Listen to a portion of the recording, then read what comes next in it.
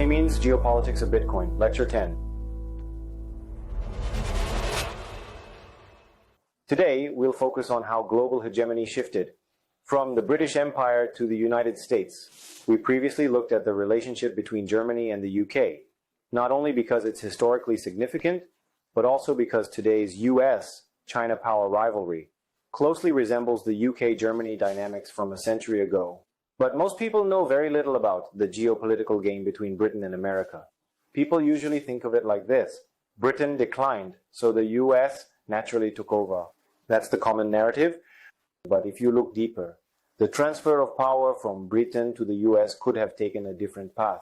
But it unfolded in the way the US shaped it. There was a strong American intention behind it. Put simply, the dismantling of the British Empire wasn't just the result of 2 world wars. It was also something the US intended. Naturally, that must have involved a great deal of conflict. Today, when we consider the relationships between major powers, such as how the US might handle Japan going forward, this historical case becomes a valuable model. So let's revisit the US-UK relationship 70 to 80 years ago with a focus on finance. But since this is a geopolitical lens, we don't see finance and economics as standalone subjects. We interpret them geopolitically, don't forget that. First off, World War I saw a massive increase in money supply. So each country faced 2 options. One option was to return to pre-war exchange rates, but prices had surged dramatically. In the US, the currency lost 1/2 its value, and in Britain it lost about 75%. Trying to return to the old gold-based rate meant reversing inflation into deflation, causing harsh credit crunches and inevitably high interest rates. High rates were the mechanism to achieve that. That's exactly what Fed Chair Powell is trying to do now. We don't know how far he'll go, but the process has already begun.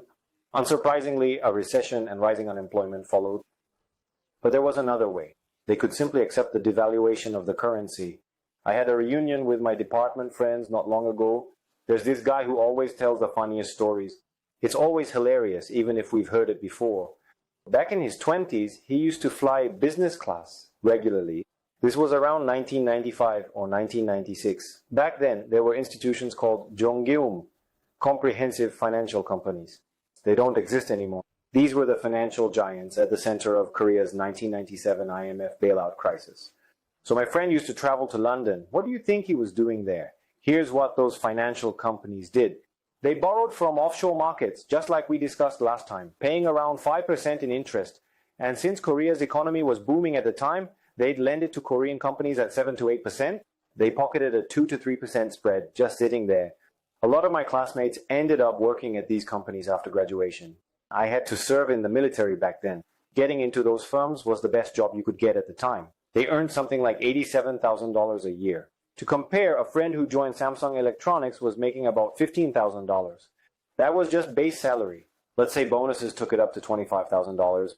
But at a Jonggeum company, $90,000 was just face value. On top of that, they had massive expense accounts. Imagine a guy in his 20s flying business class for work trips. So the money he was bringing in from places like London was all based on the LIBOR rates we talked about last time. They tapped into the primary and secondary banking ecosystems to bring capital into Korea. That money was fundamentally hot money. We'll get into this when we study Keynes later. It was all short-term finance. But Koreans were using it for long-term investments. That mismatch is key to understanding finance. They profited from the spread between short and long-term rates. But when things went wrong, it triggered a national default. Korea was a perfectly sound country at the time, but this reckless behavior may have caused the collapse. We should have avoided hot money, but we paid the price. Korea's modern history is often divided into before and after the 1997 IMF crisis. People's values, corporate culture, everything changed. Why am I bringing this up? Look at inflation in Korea over the years. I remember this clearly. When I was a second lieutenant, my annual salary was about $9,000. At big companies, you'd make around $15,000. Today, $9,000 is just a month's pay at many companies, right? But that used to be a full year's salary. Without even realizing it, our economy is growing, yes, but we're constantly devaluing our currency. In times of war or crisis like COVID, devaluing the currency is often inevitable. The problem is it doesn't look like anyone's making a sacrifice. It seems like Korea is avoiding sacrifice. In truth, when you invest, This system siphons wealth from creditors, and demographically, it means taking wealth from the elderly. Let's say you were earning $10,000 or $20,000 a year. For people who diligently saved into private pensions or built up personal retirement funds, what are they really getting out of it now? Not much, right? It's simply not enough to live on today. If a government chooses this path, it will leave a stain on its reputation for fiscal discipline. That's why as soon as World War I ended in 1919, the US returned to gold convertibility. America re-established the gold standard, because by then the US already held vast amounts of gold. And as we discussed earlier, the US profited greatly from the war. Yes, prices rose, but not because of money printing. It was driven by explosive export growth. Still, even the US, despite its strong position, chose option 1. And as a result, faced a short but intense recession. Interest rates stayed around 7%. But the US still pursued a balanced budget. This was before Keynesian economics became mainstream. Balanced budgets were considered essential. There was a strong obsession with only spending what was collected. About 2.5 million people lost their jobs and bankruptcies surged. But by 1921, the economy rebounded. Over the next 7 years, we saw the rise of Ford Motor Company and innovations in cars and telecommunications. This led to unprecedented growth along with inflation. Then came the crash in 1929, the Great Depression. So yes, the US chose option 1. Here's how much gold flowed into the US during that time. In 1913, you can see France in the middle here, shaded darker. France, Britain, and Germany each held gold in proportion to their economic size. These are actual gold bars. But during the war, they bought weapons, borrowed money, and imported goods from the US. And all the gold flowed into America. 1/3 of the world's gold reserves ended up in the US. That made the US absolutely dominant compared to the European powers. Among major players, about 80% of gold was concentrated in America. Montague Norman, the governor of the Bank of England, pushed for a return to the gold standard. He was a British aristocrat, and in Britain, the aristocracy wielded real power. The US Federal Reserve was structured as a council of 5 or 7 regional governors. But in practice, New York dominated. So during the interwar period, US monetary policy was heavily shaped by one man, Benjamin Strong. He worked closely with Montague Norman. And together, they coordinated Britain's return to the gold standard. So this was a joint effort between the US and the UK. So the historical lens we're using here is focused on the transfer of global hegemony from Britain to America. Seen from the American point of view, Britain was still the global financial capital before the war, and the US couldn't come close to matching that. Britain also ruled a quarter of the Earth's land surface, an unmatched empire. If Britain didn't return to the gold standard, the world's major currencies would all shift to a floating exchange rate system. That would resemble what we have today. But floating rates at that time would have meant global monetary chaos. This is what American elites feared most. Under floating rates, everyone would try to devalue their currency against the dollar. Why would so many countries want to do that? It's still happening today. Everyone wants to devalue their currency relative to the dollar. The dollar is too strong now. It's the so-called king dollar. But even in the past, countries always aim to keep their currencies just slightly weaker than the dollar. Why is that? It's one of the most important principles in monetary policy and geopolitics. You need to understand this. Each individual country has a strong desire to keep their exchange rate undervalued in relation to the dollar. This comes from mercantilist thinking. Even outside of classic mercantilism, it's still the case. Countries want to boost export competitiveness, especially their competitiveness in exports to the US. From America's perspective, the British pound still held prestige in the minds of many and had served as the world's reserve currency for a century.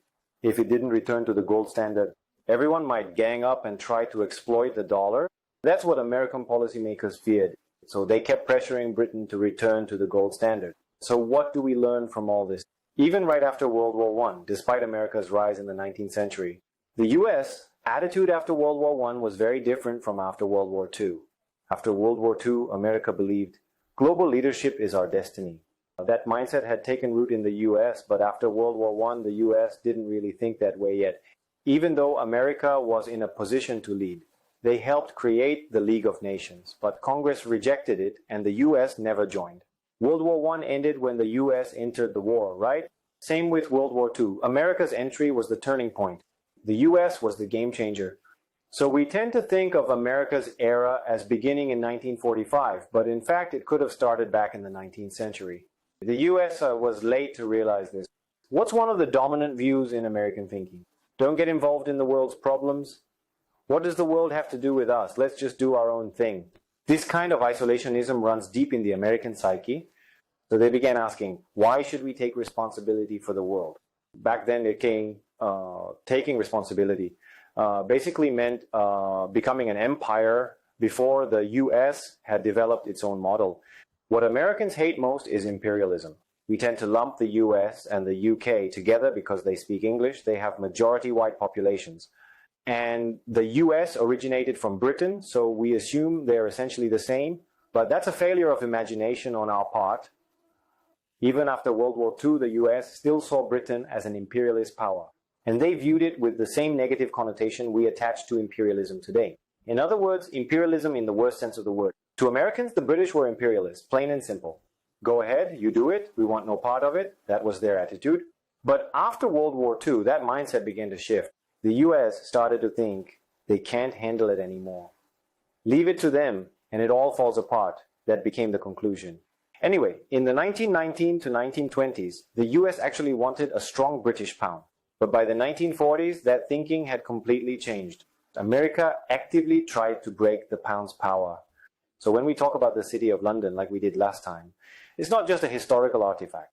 It represents an ongoing tug of war between the US and the UK. Yes, Britain is America's ally. British troops often join US military efforts around the world. So they seem very close. And yes, the relationship is strong.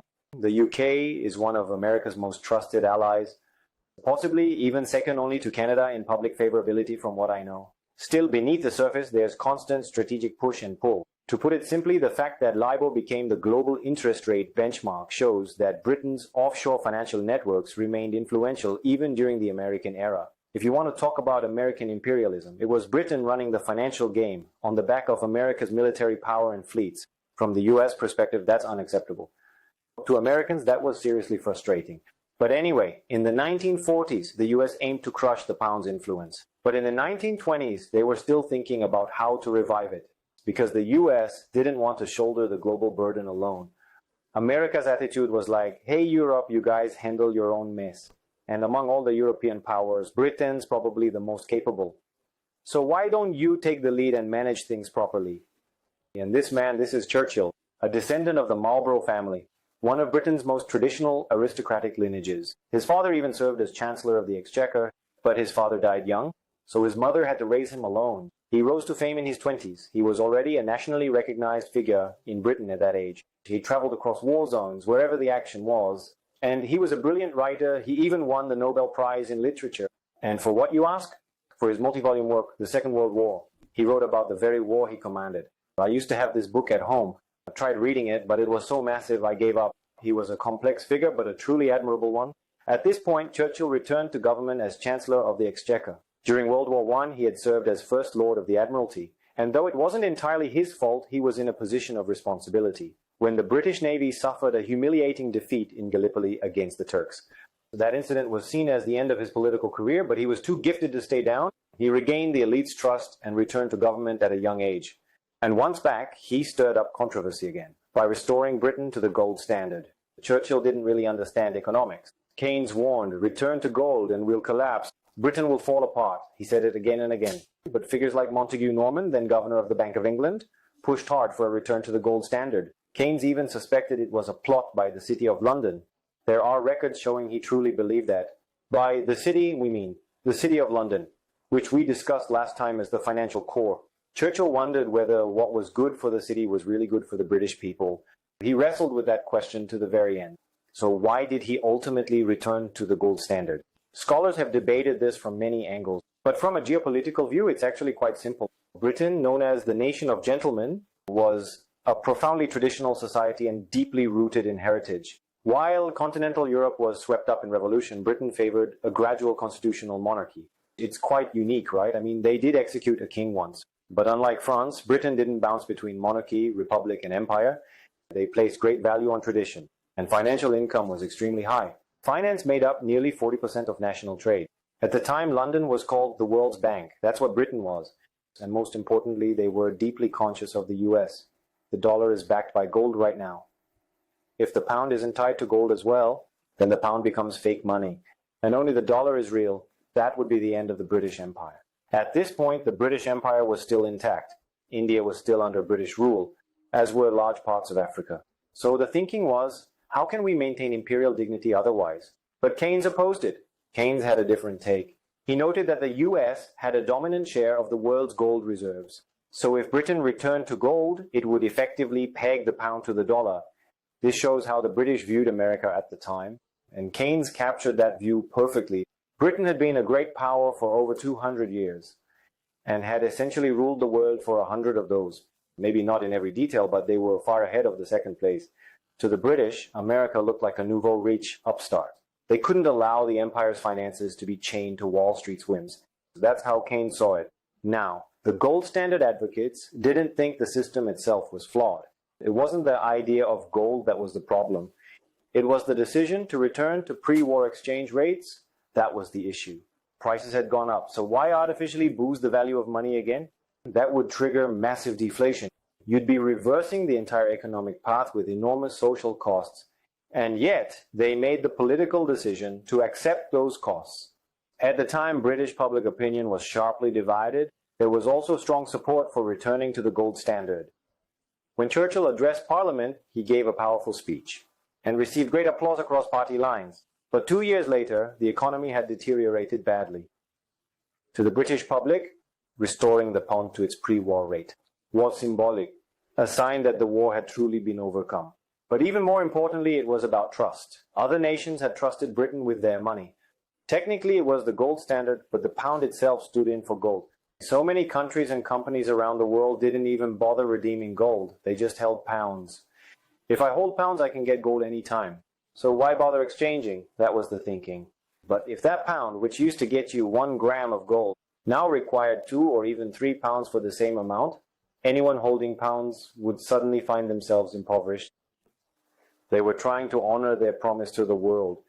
It should be seen as an act of good faith. But here's where the problem lay. Britain was, fiscally speaking, an extremely sound empire. Before the war, national debt stood at just 29%. They managed a global empire for a century, including crises like the Napoleonic Wars, and still returned to the gold standard afterward. France was formidable during those wars, right? It's no exaggeration to say Britain stopped Napoleon. Their finances were drained, but they turned it around. They returned to the gold standard even then, and entered a new golden era that lasted 70 years. So here was an empire with only 29% national debt. Compared to the US today, that's impressively disciplined. They ruled the world for nearly a century with just 29% debt, and today's US debt exactly. But after the war, Britain's debt soared to 240%, and the reluctance to yield global leadership to the US turned out to be a fatal miscalculation. Even Churchill later regretted it. He called it the greatest mistake of my life. Whenever Britain stumbled, there was always the fallback option, the United States. In trying not to lose to America, Britain may have collapsed even faster. Returning to the pre-war gold parity was a textbook example of that mistake. Churchill was highly conscious of America's rise. He was an imperialist, a British imperialist, albeit a liberal one. He received criticism in his youth, but he truly believed that the British Empire, despite its flaws, brought more good than harm to the world. In the end, global leadership shifted to the US. You could even say the US was dragged reluctantly into global leadership. After World War I, if Congress had embraced Wilson's vision and led the League of Nations, history might have turned out very differently. The US might have crushed people like Hitler early on. But that's history. The real question we must ask today is, if the US fails, who takes its place? China so far, no real alternative has emerged. There was a time when many Korean intellectuals saw China as the next leader, especially before the COVID-19 pandemic. But even they no longer truly believe that today. That's why thinkers like Peter Zeihan argue, even if the US stumbles, it'll be fine. The US can afford to mess up quite a bit. Even Churchill said something similar. America will always do the right thing after exhausting all the wrong ones. Yes, that's how much room America has to fail. It's a country that can survive failure. Britain had a backup in the form of the United States. When it faltered, America eventually pulled Britain off stage and stepped up. But if America fails, there's no one else on earth ready to replace it. Think back to before Russia invaded Ukraine. How did Europe treat the US? What was their attitude toward America? Pretty much like how Britain sees the US now. just a bunch of muscle, uncultured, ignorant, loud Americans. But when Russia actually attacked, who did they turn to? Did Europe look to Germany? Not really. Everyone turned to America. You do something. That fact alone shows that for the US and the rest of the world, the situation might actually be just fine. The US is allowed to fail and will still be okay. Not exactly good, but tolerable. Now imagine if the US today were contending in the Asia-Pacific region with a Japan of equal power. Not the modern Japan, okay? But the old ultra-militarized state Shinto Japan, where the whole nation was fanatically devoted to the emperor. Why did the US drop the atomic bomb? Because every island they advanced on, they encountered mass suicides, yokusai. They fought to the death, even killing their own families with swords. America ran the numbers and it just didn't add up. Too many US Marines were dying on each island. The war was already over, but they still refused to surrender. So when did Japan actually surrender? Even in the 1990s, some soldiers were still coming out of Philippine jungles. They were Japanese soldiers who had never surrendered. As far as I remember, some emerged as late as the 90s, still believing they were carrying out their operations in the jungle. Imagine competing in Asia today against that kind of Japan. If the US kept screwing up, would that be good for us? Or during the Cold War, when America was facing off against the Soviet Union, what if America had kept making dumb decisions? Would that have helped us? Think back to the Pacific War. Imagine MacArthur completely messing up and losing the Battle of Midway to Japan. Would that have helped us? Today, even if the US makes some mistakes, there's no Japan, no USSR to rise up. China? That's the question now. And a serious one. One book I recommend to you all is by Peter Zeihan. Its title alone is intense. The end of the world is just the beginning. The end of the world has already begun. I nearly fell into depression reading it. It's incredibly bleak. It says Korea will be the first to collapse. Let's talk about America's rise. America's ascent began in the 19th century, but the US didn't step onto the world stage until the great powers had collapsed through 2 world wars, or you could argue it couldn't have, even if it wanted to. That's up to you to reflect on. In geopolitics, power is what matters, not absolute power, relative power. As we discussed last time, it's possible the US waited for World War II. Not in a sinister way necessarily, but look at the contrast between its attitude after World War I and World War II. America's approach shifted entirely. After World War I, the US viewed Britain, France, and Germany as, these guys are a mess. But after World War II, even toward Germany, their former enemy, they felt pity, these poor people. The dragons weren't slain by World War I alone. The dragons were still alive. Peter Zeihan argues that the US-led world order will decline, and he's been writing about it consistently for over a decade. But not because the US itself is collapsing. So why is the US-led global order declining? What's changed over the past 20 to 30 years? What caused this shift? Exactly, energy independence. For decades, Eurasia's leverage over America was energy, mainly the Middle East. Remember, the US was once worse off than the Soviet Union in that regard. The USSR was a full-fledged empire in its prime, because it was self-sufficient in both food and energy. The US was only self-sufficient in food, not energy. And China? China is self-sufficient in neither food nor energy. That's a critical point.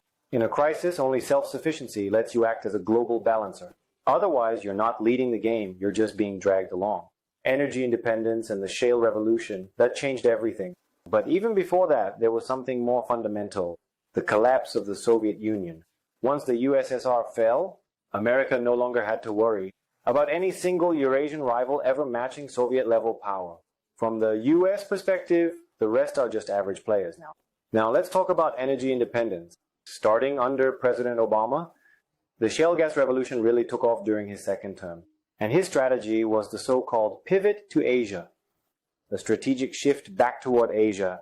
At the time, Vice President Biden visited President Park Geun-hye and sternly warned her not to bet against the US, but it wasn't just about her. The general mood in Korea simply didn't get what he meant.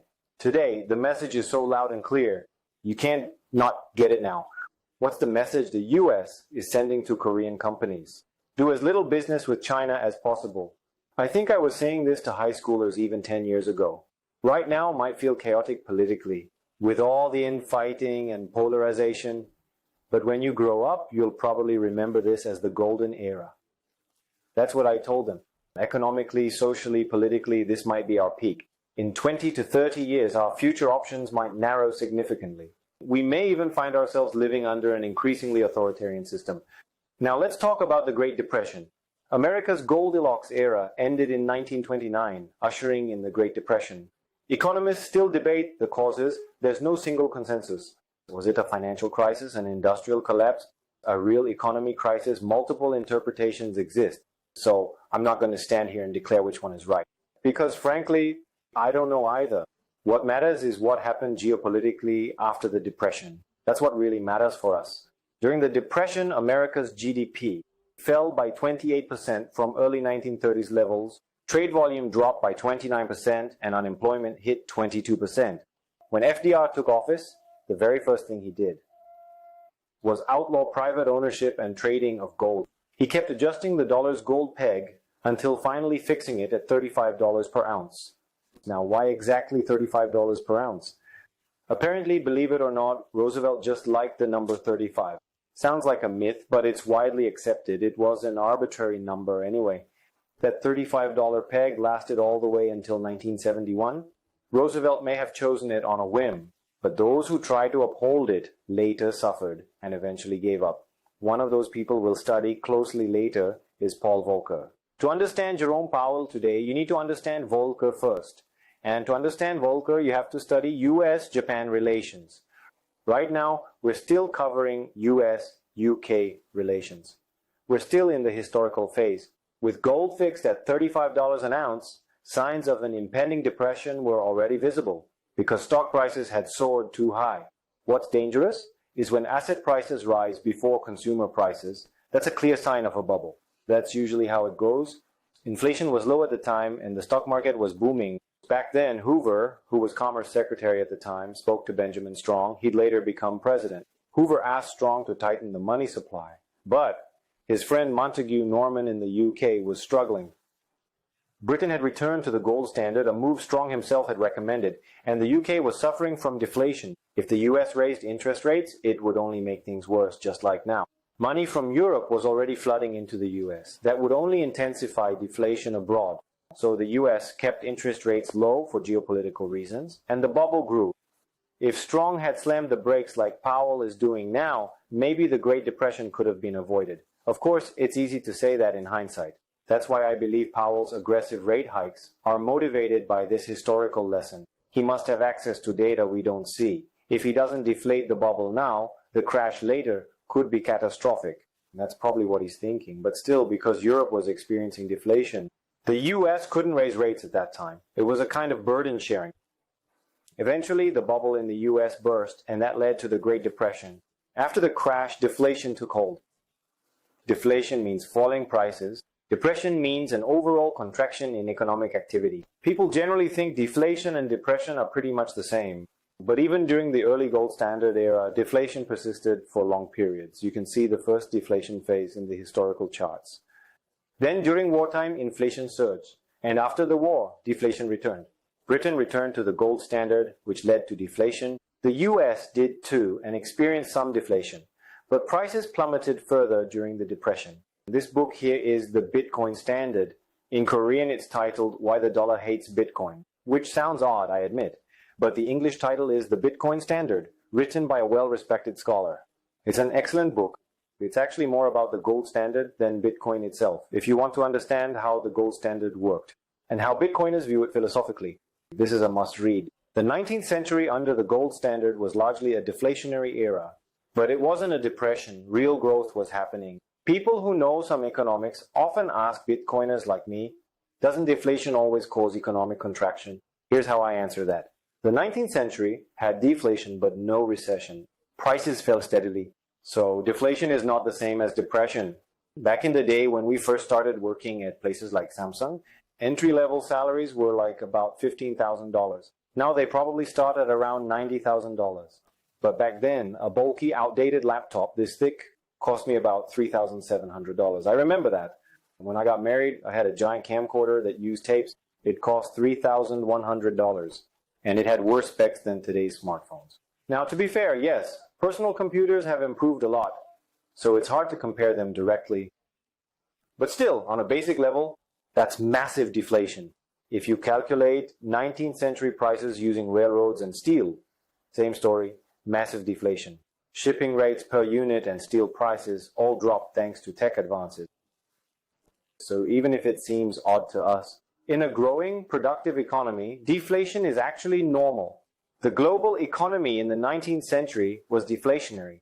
That was how people understood things at the time. That was just common sense, wasn't it? I mean, shouldn't PCs get cheaper as they get better? Doesn't that make sense? That old black Samsung laptop, I still remember it well. It needed so many repairs. It was this thick. I paid more than $3,000 for it. That was what, 2000, 2001? Today, $3,000 easily gets you a top-tier machine, right? But is $3,000 today the same as $3,000 back then? Back then, $3,000 was what? About 2 months' salary for a Samsung employee, right? Here's another point to consider. Financial crises, meaning bank failure, like what Korea experienced in 1997. These crises became far more frequent after gold convertibility was abolished. Granted, the data is not super precise, just a rough trend. But aside from wartime, its aftermath, and the Great Depression, the period was remarkably stable. Then in 1971, gold convertibility was suspended indefinitely. And that's when financial crises began to spike. Critics of the gold standard always cite the same example. Britain's return to gold after World War I is like saying a 70-year-old woman represents all women. Odd, right? Sorry, I know that sounds politically incorrect, but it's the best analogy that came to mind. When we think of someone representing women, we imagine someone in her 20s or 30s, not 70s. Of course, beauty exists at every age.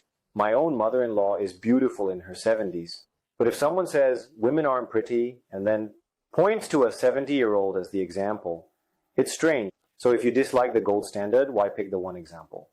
From 1924, when Britain, under US pressure, forced its return to gold. If we talk gold standard, we should talk about the 19th century. Britain led the world for a century with sound public finances. Its debt to GDP ratio before the war was in the 20% range. That was the power of the gold standard, the power of sound money. The Bretton Woods system was also a gold exchange standard. But when we cut ties to gold, we got the modern financial crisis mess. Latin American defaults and more, it's all connected. That's why as Bitcoiners, we must learn to distinguish good deflation from bad deflation. Even Milton Friedman, the father of monetarism, said there's no clear link between deflation and depression in the data. Take a look at US economic data after the Civil War. That's when America really took off. The US shot straight to the top. But what happened to prices? They kept falling. That was deflation, not inflation. So you could say post-Civil War deflation didn't stop America's rapid growth. This author phrases it oddly though. Maybe it's not that it didn't stop it, but that the sound money system enabled it. That's how the US could make long-term investments. When productivity rises faster than demand, deflation naturally follows.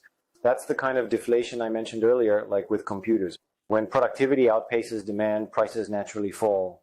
But the bad deflation people worry about is short-term deflation. In a downturn, demand falls faster than production because factories keep running to support their workers. You can't just fire them immediately. Production continues while demand is collapsing, so prices drop even faster. Eventually, you have to lay people off.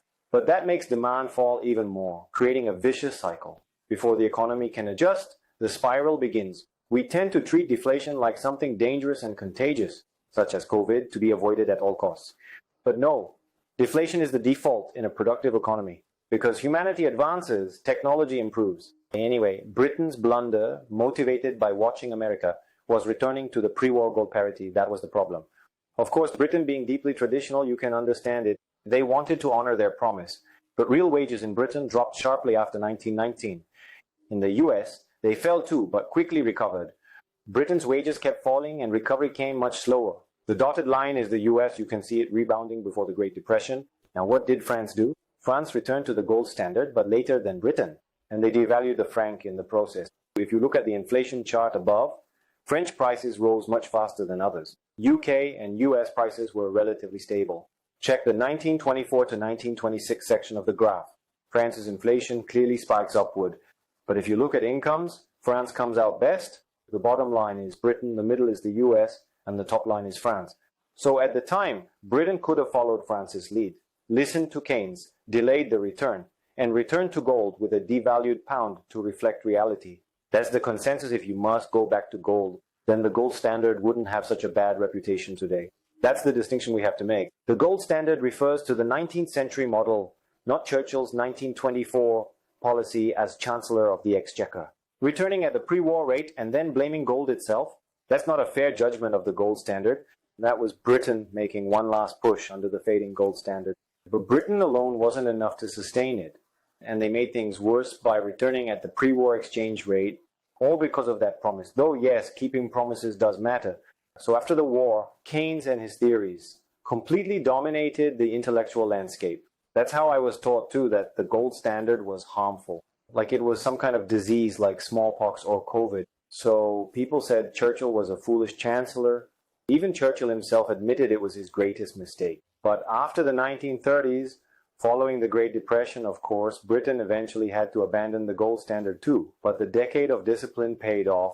After the Depression hit, Britain recovered better than others. That's the tricky thing about economic policy outcomes.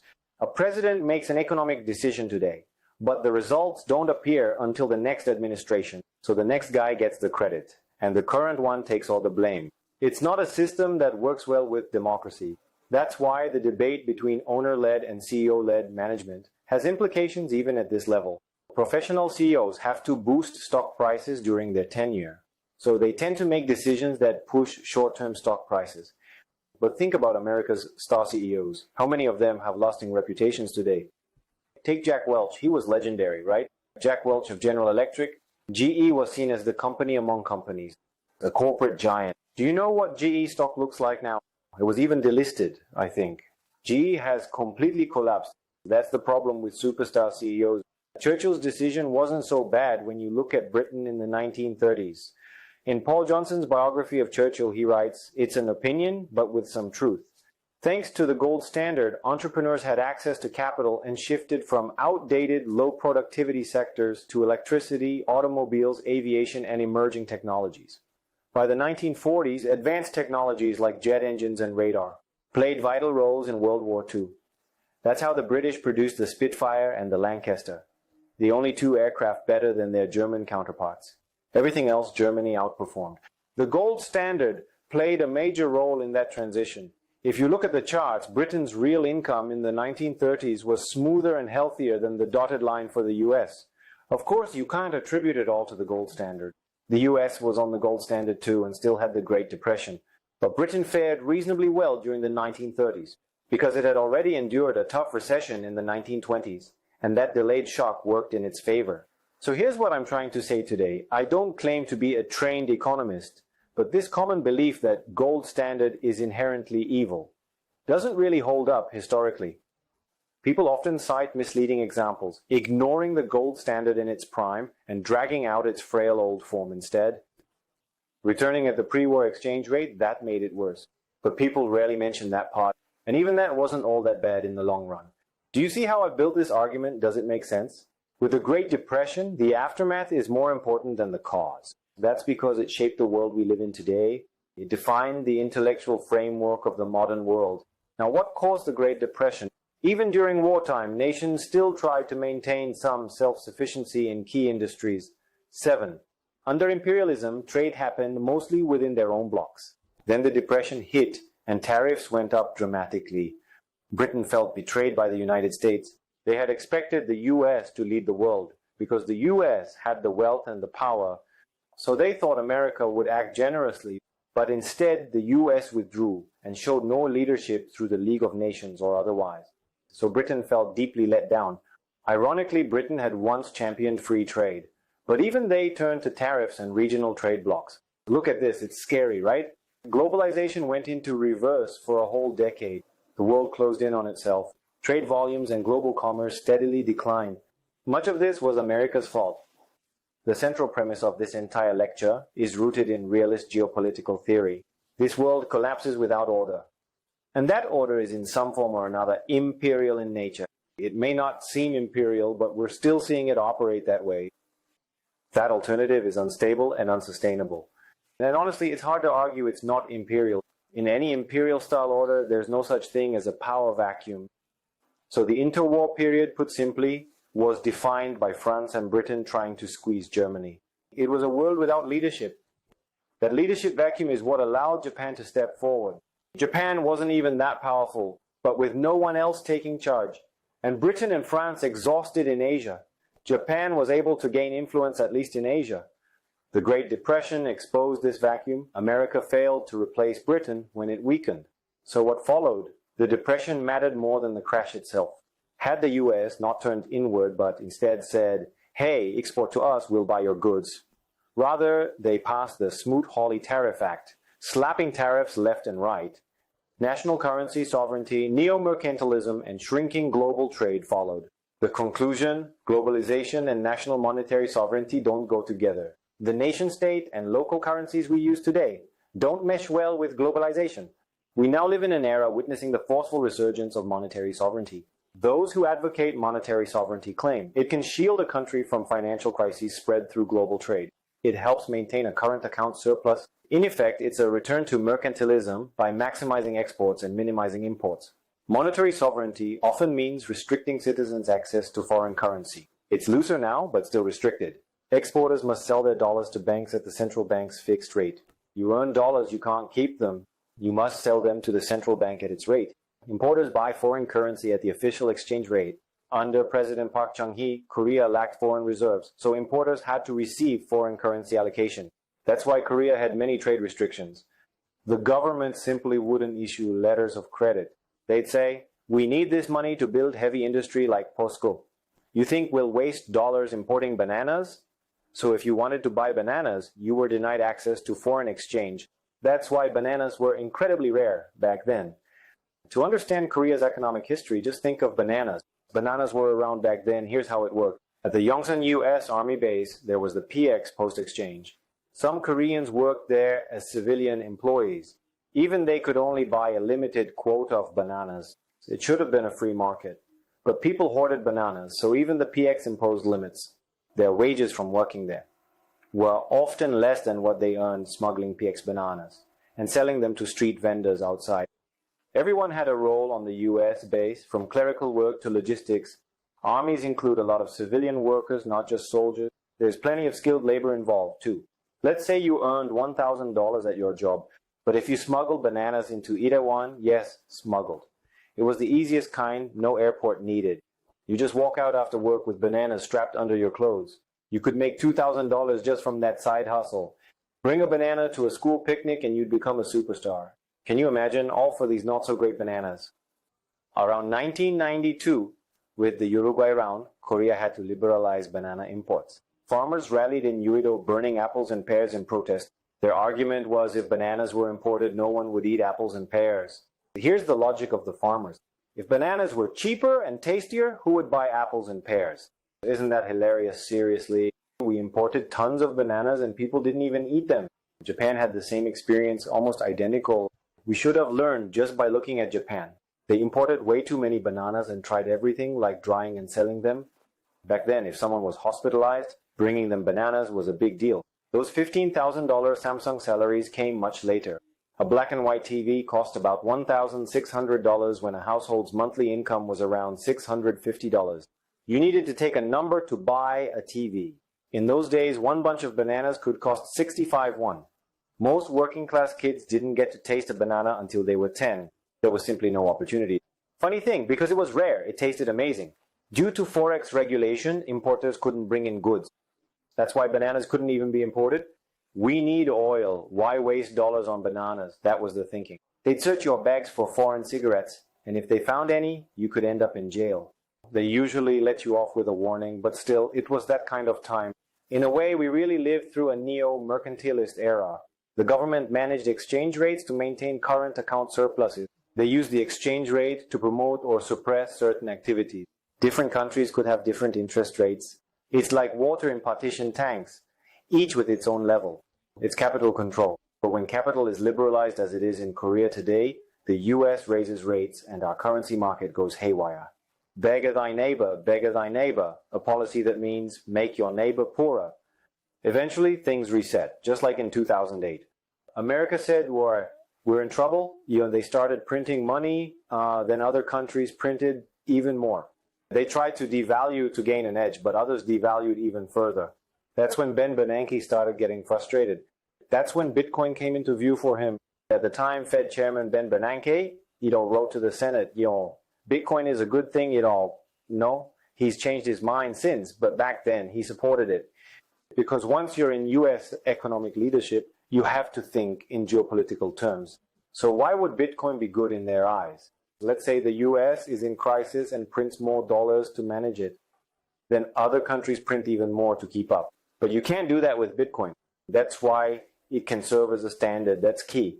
Bitcoin is a geopolitical asset. Without geopolitics, Bitcoin might not have a reason to exist. If you take geopolitics away and line up blockchain use cases, Ethereum beats Bitcoin in almost every category. So why is most Ethereum advocacy nonsense? Because the minds behind it aren't philosophers.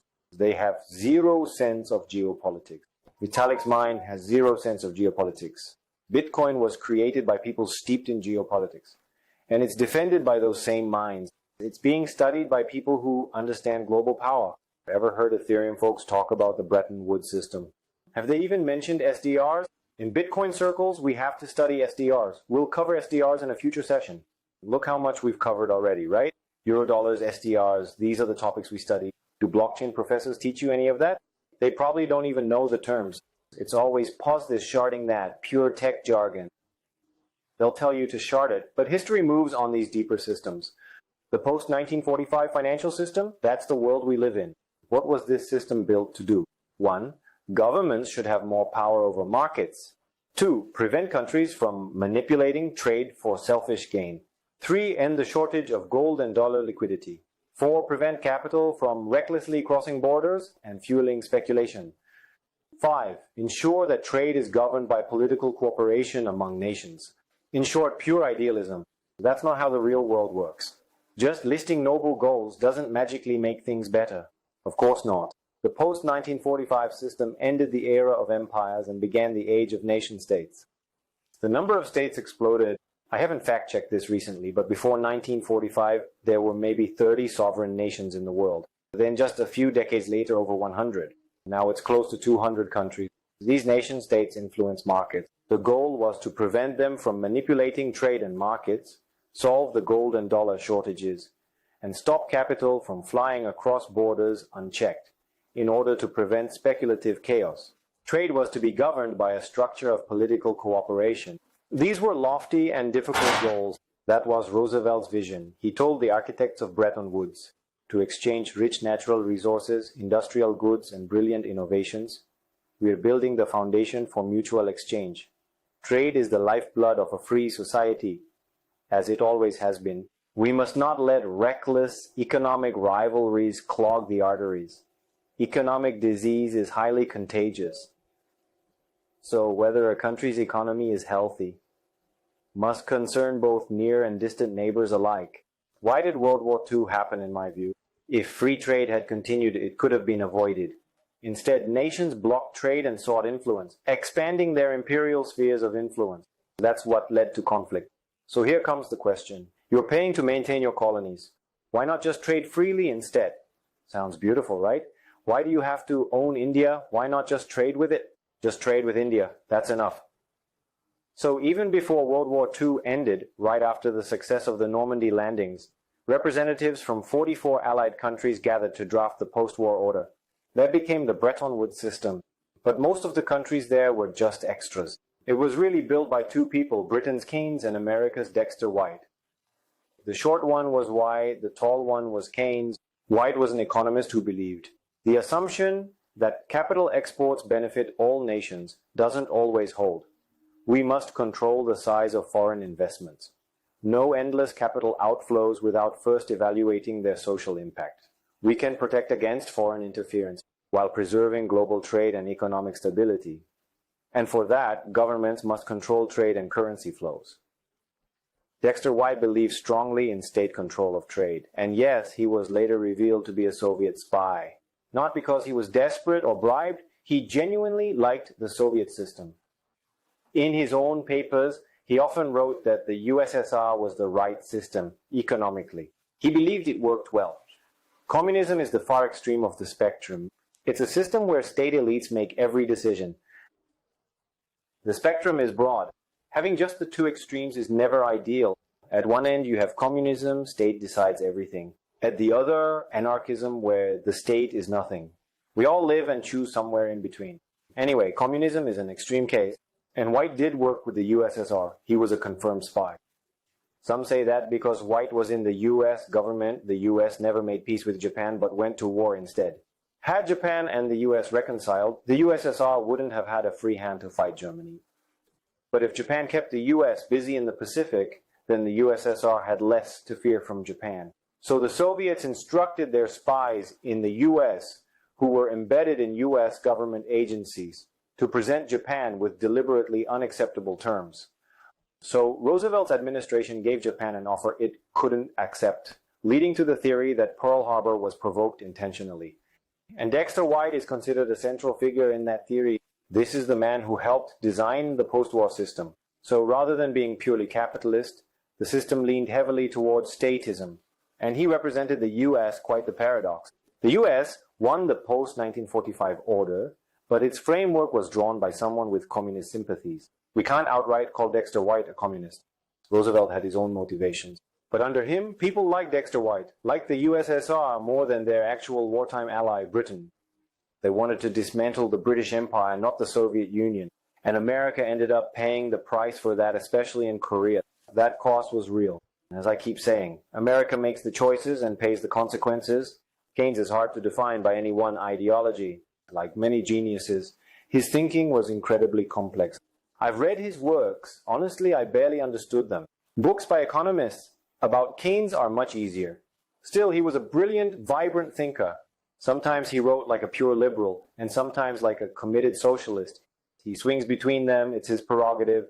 He just had several more brains than the rest of us. So to him it was all consistent, even if it looked contradictory to us. He was also a kind of imperialist. He worked hard to preserve the British Empire. He died early, just 1 year after the Bretton Woods Conference. He was already ill while attending the conference. The Americans, whom he often dismissed, were trying to dismantle the empire with brute force. He felt it was his duty to stop them, since he was the most respected intellectual in the Western world. Even if Britain ignored him, White and the others were all academically his students. They studied his books, they were Keynesians. So he tried to push with that authority. They said yes, yes to his face, but Americans never really listened. So one of his ideas that links to Bretton Woods is this: investors effectively have veto power over sovereign states. That's why he said capital flows must be controlled across borders. If a country faces a depression, it should lower interest rates, but then capital flees. That's investors exercising veto power. That must be stopped. So Keynes famously said we need the euthanasia of the rentier. If we must choose, better to euthanize creditors than industrial capitalists. And one man who actually did that, President Park Chung-hee, in 1972, under a stabilization plan, the government completely crushed the private lending market, and companies cheered, literally shouting, "Hurrah!" The state said, "You don't have to repay private loans for years, Lloyd." It's unbelievable, right? So big firms like Samsung and Hyundai literally shouted, "Hurrah!" Back then, Korean conglomerates owed huge amounts to loan sharks in Myeongdong. Imagine that happening globally today. World leaders gather and declare, from now on, debts owed to the City of London don't need to be repaid. But the City of London has no tanks. No matter how powerful it is, there are no missiles. What are they going to do? Nation states have missiles, guns, and tanks. The City of London, for all its clout, owns no tanks. So yes, they can do that. When Korea did that, the private lenders in Myeongdong couldn't do a thing. Because they had no tanks, only the state does. Between financial capitalists and industrial capitalists, Keynes always took the side of industrial capitalists. Above all, Keynes believed finance should be nationalized. So you had state-centric thinkers like America's Soviet-linked delegate, and Keynes, who seemed philosophically inconsistent. Keynes was anti-communist, yes, but very much an elitist. Let's be clear, Keynes was an elitist. An elitist and a state-centric economist created the Bretton Woods system. Keynes even went so far as to say, capital controls must be a permanent feature of the post-war system. The reason foreign exchange is so difficult today isn't technical. It's philosophical. It's rooted in Bretton Woods ideology. They believed hot money flows contributed to war because speculative capital moved recklessly. And they thought that had helped trigger war, so they designed the system accordingly. It was Keynes who said, "Why do you persecute us so?" He said this when the Americans kept ignoring Britain's proposals at Bretton Woods. He was already in poor health. That's Treasury Secretary Morgenthau. The man with folded arms is Keynes.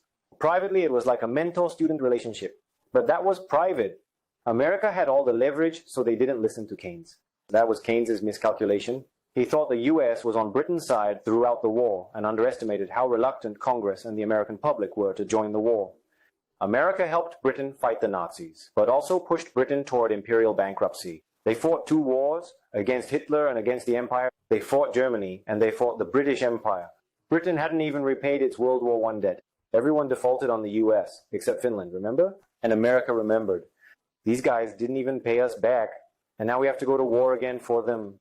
The most vocal anti-British figure, John F. Kennedy's father, US ambassador to the UK, to put it bluntly, he was pro-Germany, even pro-Nazi by some standards. Charitably, he was anti-British imperialism. Even Roosevelt eventually replaced him. It had simply gone too far. I mean, you're the ambassador to Britain, you should be somewhat supportive. He was the most anti-British guy in the room. That shows how deep American resentment toward British imperialism ran, and that shaped the architecture of the global order the US later built. Sure, we experienced Japanese colonialism too, but the reason we call imperialism a bad word is not only because communists said so. In my view, it's because the Americans who built the modern world saw it that way. That's why it's in our textbooks. Anyway, they really hated imperialism. Even the US Congress, though not Roosevelt himself, was more sympathetic to China and even the USSR than to Britain. Dexter White, he was openly pro-Soviet. He completely sidelined the British at Bretton Woods. So eventually Keynes snapped, "We're supposed to be allies. Why are you persecuting us like this?" Next time, we'll explore why America had no choice but to treat them this way. That's it for today's lecture. Great job, everyone.